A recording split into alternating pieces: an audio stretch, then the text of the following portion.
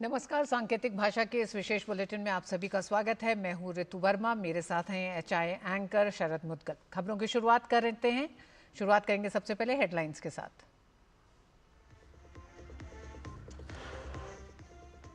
और खबर की शुरुआत करेंगे उत्तराखंड में आई त्रासदी के साथ। उत्तराखंड के उत्तरकाशी में बादल फटने से बड़ा हादसा हुआ है। गंगोत्री धाम और मुखवा के पास स्थित धराली गांव में बादल फटने से एक नाला उफान पर आ गया है। नाले का पानी बहुत तेजी से पहाड़ों से निचले इलाकों की तरफ बहकर आया, जिससे कई घर पूरी तरह तबाह हो गए हैं। बादल फटने के बाद इलाके में कई लोग लापता बताए जा रहे हैं। बादल फटने के बाद नाले में पानी के उफान से पूरे इलाके में दहशत फैल गई। इस बीच इलाके में राहत और बचाव का काम युद्ध स्तर पर जारी है। सेना के साथ साथ एसडीआरएफ, एनडीआरएफ, आईटीबीपी, जिला प्रशासन तथा अन्य संबंधित टीमें युद्ध स्तर पर जुटी हुई हैं। इस बीच जिला प्रशासन उत्तरकाशी द्वारा हेल्पलाइन नंबर जारी किए गए हैं।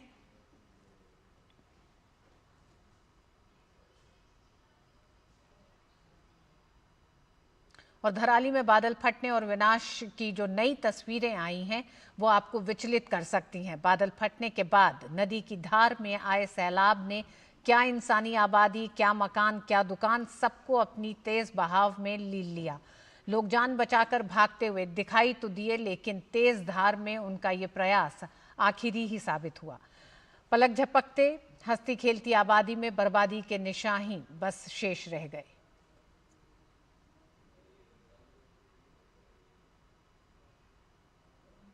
उत्तरकाशी जिले के धराली गांव में आई आपदा को लेकर जिला प्रशासन उत्तरकाशी ने हेल्पलाइन नंबर जारी किया है।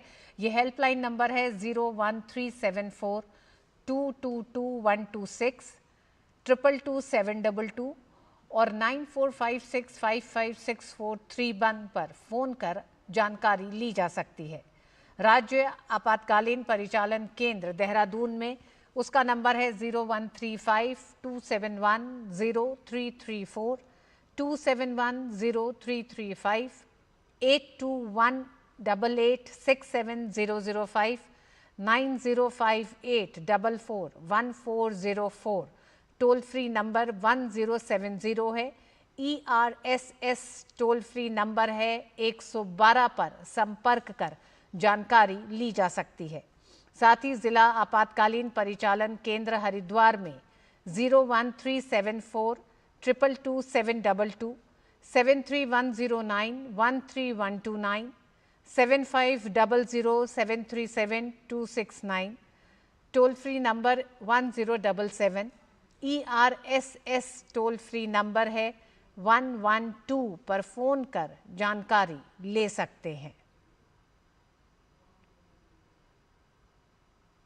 उत्तरकाशी घटना को लेकर प्रधानमंत्री नरेंद्र मोदी ने संवेदना व्यक्त की है। प्रधानमंत्री ने एक्स पर लिखा, उत्तरकाशी के धराली में हुई इस त्रासदी से प्रभावित लोगों के प्रति मैं अपनी संवेदना व्यक्त करता हूं।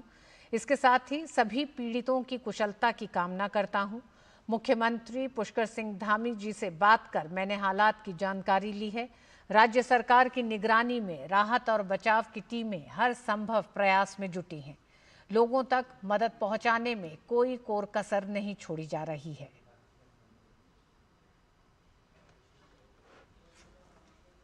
उत्तरकाशी के धराली में बादल फटने से भारी तबाही हुई है। प्रभावित इलाके में राहत और बचाव कार्य जारी है। इस पर गृह मंत्री अमित शाह ने अपने सोशल मीडिया एक्स पर लिखा है, उत्तराखंड के धराली में फ्लैश फ्लड की घटना को लेकर उत्तराखंड के मुख्यमंत्री से बात कर घटना की जानकारी ली। आईटीबीपी की निकटतम 3 टीमों को वहां भेज दिया गया है। साथ ही एनडीआरएफ की 4 टीमें भी घटनास्थल के लिए रवाना कर दी गई हैं, जो शीघ्र पहुंचकर बचाव कार्य में लगेंगी।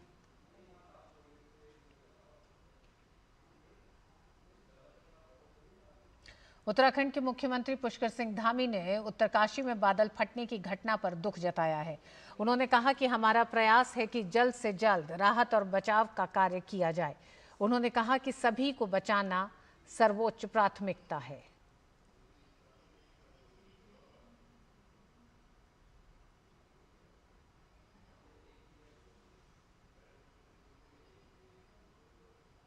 कि अभी सूचना आई है और बहुत तेज गति से मलबा आया है पानी के साथ। हमारा प्रयास है कि इस समय में सभी को जल्दी से जल्दी राहत के काम किए जाएं, बचाव के कार्य किए जाएं। जिला प्रशासन के लोग वहां पहुंच रहे हैं, साथ में हमारी सेना के लोग, एनडीआरएफ, एसडीआरएफ, आपदा प्रबंधन विभाग लगातार कोशिश कर रहा है कि हमारी सर्वोच्च प्राथमिकता है कि सभी को इस समय राहत की जाए, सभी को बचाया जाए और हर प्रकार से जान माल की सुरक्षा की जाए। उत्तरकाशी के धराली में बादल फटने की घटना पर केंद्रीय मंत्री जेपी नड्डा ने भी संवेदना जताते हुए एक्स पर लिखा, उत्तराखंड में उत्तरकाशी स्थित धराली गांव में अचानक बादल फटने से कई लोगों के हताहत होने का समाचार अत्यंत हृदय विदारक है।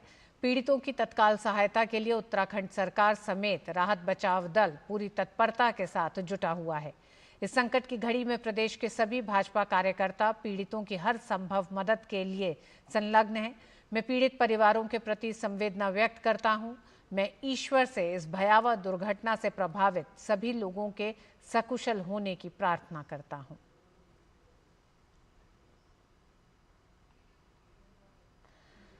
और खबरों में आगे, फिलीपींस के राष्ट्रपति फर्डिनेंड मार्कोस जूनियर भारत के दौरे पर हैं। आज उन्होंने नई दिल्ली में प्रधानमंत्री नरेंद्र मोदी से मुलाकात की। प्रतिनिधिमंडल स्तर की वार्ता के बाद कई अहम समझौता ज्ञापनों पर हस्ताक्षर हुए।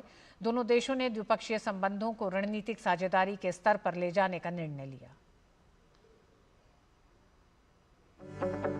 प्रधानमंत्री नरेंद्र मोदी और फिलीपींस के राष्ट्रपति फर्डिनेंड रोमुआल्डेज मार्कोस जूनियर ने संयुक्त रूप से दोनों देशों के द्विपक्षीय संबंधों को रणनीतिक साझेदारी का दर्जा देने की घोषणा की। दोनों नेताओं के बीच पहले द्विपक्षीय और फिर उच्च स्तरीय शिष्टमंडल की बैठक के दौरान कई अहम मुद्दों पर आपसी सहयोग के लिए सहमति बनी। प्रधानमंत्री मोदी ने कहा कि इस वर्ष भारत और फिलीपींस अपने कूटनीतिक संबंधों की 75वीं वर्षगांठ मना रहे हैं और राष्ट्रपति मार्कोस की भारत यात्रा इस संदर्भ में विशेष महत्व रखती है। हम भारत फिलीपींस संबंधों को स्ट्रेटेजिक पार्टनरशिप स्तर पर ले जा रहे हैं। इससे हमारे संबंधों को एक नई गति और गहराई मिलेगी। रक्षा और सुरक्षा क्षेत्र में हमारे संबंधों को बल मिलेगा। भारत और फिलीपींस के बीच कई महत्वपूर्ण समझौता ज्ञापनों का आदान प्रदान किया गया, जिसमें दोनों देशों के बीच रणनीतिक साझेदारी की स्थापना, आपराधिक मामलों में पारस्परिक कानूनी सहायता और सजायाफ्ता व्यक्तियों का स्थानांतरण, 2025 से 28 के बीच विज्ञान एवं प्रौद्योगिकी के क्षेत्र में सहयोग कार्यक्रम, पर्यटन, डिजिटल प्रौद्योगिकी, अंतरिक्ष, समुद्री सहयोग और सांस्कृतिक आदान प्रदान का कार्यक्रम शामिल है। मजबूत हो रहे रक्षा संबंध गहरे आपसी विश्वास का प्रतीक है। मैरीटाइम नेशंस के रूप में दोनों देशों के बीच मैरीटाइम कोऑपरेशन स्वाभाविक भी है और आवश्यक भी। ह्यूमैनिटेरियन एड, डिजास्टर रिलीफ और सर्च एंड रेस्क्यू ऑपरेशन में हम मिलकर काम करते रहे हैं। आज जब राष्ट्रपति जी भारत में हैं, भारतीय नौसेना के 3 जहाज पहली बार फिलीपींस में नौसैनिक एक्सरसाइज में भाग ले रहे हैं। भारत की हाइड्रोग्राफी शिप भी इसमें जुड़ी है। इंडियन ओशन क्षेत्र के लिए भारत में बनाए गए इंटरनेशनल फ्यूचर सेंटर से जुड़ने के लिए हम फिलीपींस का स्वागत करते हैं। प्रधानमंत्री मोदी ने भारतीय पर्यटकों को वीजा फ्री एंट्री देने के फिलीपींस के निर्णय का स्वागत किया। उन्होंने कहा कि भारत ने भी फिलीपींस के पर्यटकों को निशुल्क ई वीजा सुविधा देने का फैसला किया है। उन्होंने कहा कि इस साल दिल्ली और मनीला के बीच सीधी उड़ान सेवा शुरू करने के लिए भी काम किया जाएगा। उन्होंने पहलगाम आतंकी हमले की कड़ी निंदा करने और आतंकवाद के खिलाफ भारत की लड़ाई में साथ खड़े रहने के लिए फिलीपींस सरकार और राष्ट्रपति मार्कोस का आभार व्यक्त किया। पहलगाम आतंक के हमले की कड़ी निंदा करने के लिए और आतंकवाद के खिलाफ हमारी लड़ाई में साथ खड़े रहने के लिए हम फिलीपींस सरकार और राष्ट्रपति जी का आभार व्यक्त करते हैं। म्यूचुअल लीगल असिस्टेंस और ट्रांसफर ऑफ सेंटेंस पर्सन्स के विषयों पर आज हुए समझौतों से हमारी सुरक्षा साझेदारी को और बल मिलेगा। फिलीपींस के राष्ट्रपति ने स्वतंत्र और मुक्त हिंद प्रशांत क्षेत्र के लिए भारत के साथ काम करने पर सहमति व्यक्त की। Safe navigation and security are important, especially for Filipino seafarers who are on almost every ship plying these historic and strategic sea lanes. I again thank the Indian people and the brave men and women of the Indian Navy through Prime Minister Modi for your kind rescue of our nationals in 2024 after a Houthi rebel attack. We recognize India's influence as first responder role in this critical area, and we want to work with you for a free and open Indo-Pacific. We both have high stakes in the future of our Indo-Pacific region and in the world. The Philippines-India strategic partnership will doubtless resonate beyond the confines of our bilateral relationship. Bharat और Philippines के बीच राजनयिक संबंधों के 75 वर्ष पूरा होने पर एक स्मारक डाक टिकट भी जारी किया गया।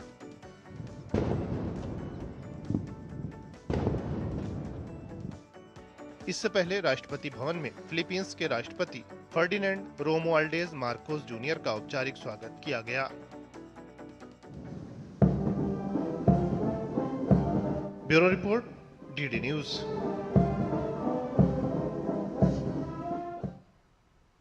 और बुलेटिन में वक्त एक छोटे से ब्रेक का।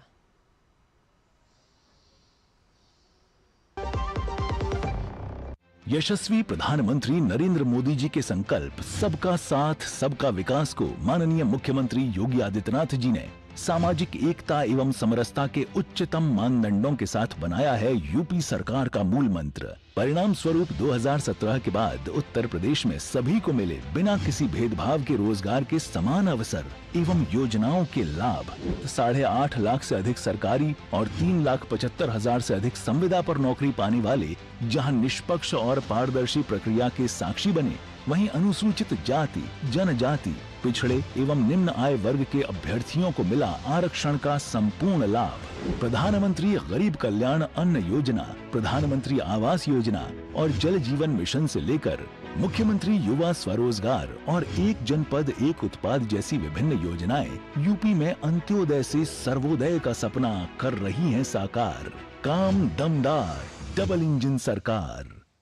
जब धरती चीर कर निकलता है लोहे का पत्थर और मिलता है मोंगिया के जोश से, फिर तपता है, पिघलता है और बनता है फौलाद। अब होता है सरिया सारी खूबियों के साथ। मोंगिया स्टील, मजबूत देश का मजबूत सरिया। सूचना एवं प्रसारण राज्य मंत्री डॉक्टर एल मुरुगन ने कहा है कि केंद्र सरकार भारत को एक फिल्म फ्रेंडली डेस्टिनेशन बनाने के लिए कई कदम उठा रही है। आज नई दिल्ली में राज्यों और केंद्र शासित प्रदेशों के सूचना एवं जनसंपर्क सचिवों के राष्ट्रीय सम्मेलन को संबोधित करते हुए उन्होंने कहा कि इंडिया सिनेमा हब पोर्टल में सुधार कर इसे फिल्मों के लिए एकीकृत सिंगल विंडो सिस्टम बनाया गया है। डॉक्टर मुरुगन ने कहा कि ये पोर्टल घरेलू और अंतर्राष्ट्रीय फिल्म निर्माताओं की सुविधा के लिए तैयार किया गया है, जो भारत को फिल्म निर्माण का हब बनाने में मददगार साबित होगा। नई दिल्ली में इस राष्ट्रीय सम्मेलन का आयोजन सूचना एवं प्रसारण द्वारा किया गया।